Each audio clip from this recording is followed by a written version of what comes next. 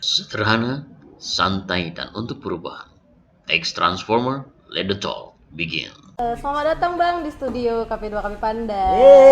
Selamat datang para Tim kru. tim kru, para penonton dulu lah ya. Para penonton. Penonton dari channel ini ya. Ini Bang, kita mau intro Ngomongin yang apa panjang nih? dulu apa mau langsung ke intinya aja nih? Yang sedang-sedang aja lah. Sedang-sedang aja ya. Agak serius nih Bang, tapi kita bawa santai aja. Oke, siap. Jadi kan ini kita bicara tentang PPN Pacar nasional. nasional. Enggak. Ini pajak Apa nih? pertambahan nilai. Pajak Bang. pertambahan nilai, iya. Jadi bicara tentang PPN berarti kan kita membahas suatu objek, barang atau jasa itu yang dia dikenain pajak ya Bang ya. Oh iya dong ya. Bang sebenarnya Itu kalau PPN. misalnya aku nih mau nanya koreksi aja ya Bang ya. Boleh. Terus kan, nah sehubungan dengan PPN ini kan Bang, pemerintah kemarin tuh baru ngeluarin kebijakan baru nih beberapa minggu yang lalu di PMK 89 tahun 2020. Ya. Udah dengar belum? Udah lah. Dengar aja. Dengar aja. Nah, terus, nah jadi kan di PMK ini tuh membahas pajak pertambahan nilai atas hasil barang pertanian. Penggunaan nilai lain. Nah, untuk dasar Iya. penggunaan pajak Nah, atas barang Aku pertanian ya. bingung Bang, bukannya hasil pertanian itu kan nggak dikenai pajak ya Bang? Karena itu kan kebutuhan pokok gitu nggak sih Bang? Gimana Bang? Coba jelasin.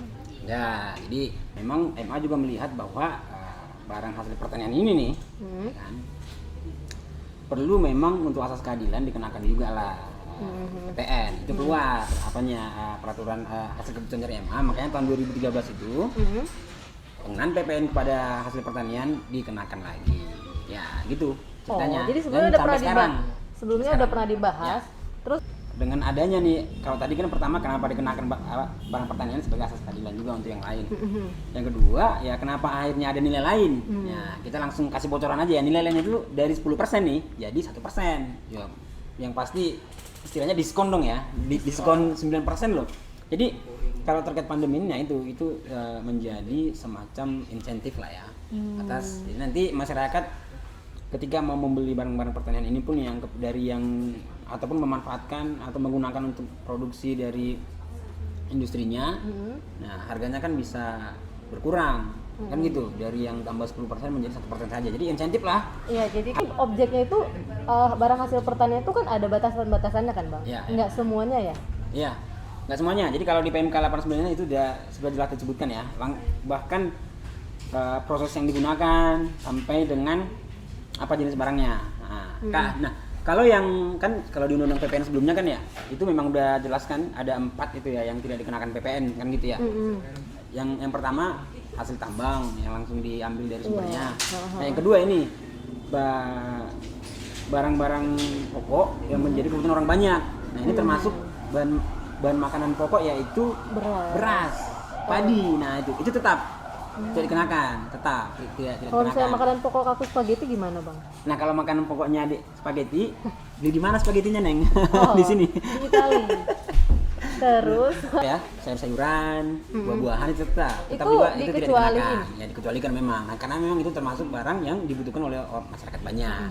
Jadi tidak dikenai PPN. iya. Kalau misalnya sayur juga dikenain pajak, Ya, gimana kita mau beli mau beli satu ikat Mikir-mikir ya, nambah Bang. dia ininya harganya.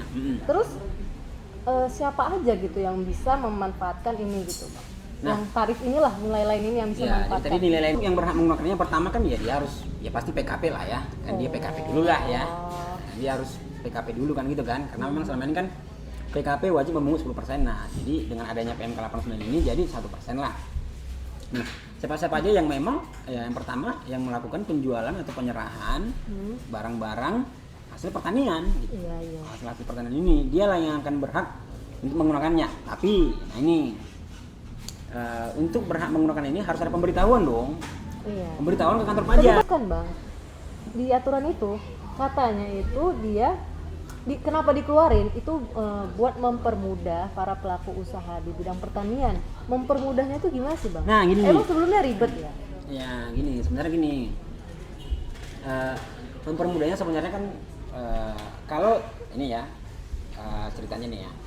Setelah akhirnya si PKP tadi ngasih tahu lah kantor pajak ini nih saya mau menggunakan nilai lain dan gitu ya sesuai PMK 89. Nah setelah itu PPN yang 1% tadi akan dipungut oleh badan usaha industri yang menggunakan barang pertanian tersebut. Dia sendiri yang menyetorkan PPN-nya. Nah, kalau selama ini kan sebelumnya kan si petaninya yang menerbitkan faktur, petaninya yang menerima PPN-nya, petaninya yang menyetorkan. Nah, Kalau dengan ini kan dia cukup hanya menerbitkan faktur saja, faktur pajak. oh dia tinggal dipungut aja sama si Iya, itu tadi industri. si pemungut-pemungut Iya, badan yang usaha. bisa memilih kan ya bang, tadi abang bilang ya, Iya. dia mau menggunakan nilai lain atau dia pakai yang biasa 10% itu Iya. kan. Maksudnya tuh bedanya emang apa sih bang? Ya, gini bedanya. Oke, yang pertama ya bedanya nih ya, ini ya. Yang pertama, misalnya dia menjual katakanlah kepada pabrik kelapa sawit, karena itu yang banyak ya di daerah kita kan. 100 juta lah. Berapa ton lah itu kan? 100 juta. Nah, dia kan harus pungut PPN nih. Kalau yang normalnya ya, kalau dia tidak menggunakan PMK 89 ini, maka dia harus mengenakan PPN 10%. Jadi 110 juta lah Ya, 10 dia juta. pungut atau dia menerima pembayaran dari pabriknya, Iya. pabrikannya. Nah, jadi dengan menggunakan PMK 89 ini, nilai lainnya kan jadinya langsung aja pakai tarif efektifnya 1%, maka jadinya 1% kan 1 juta. Ya udah, jadi akhirnya si wajib pajak atau si petani itu menerima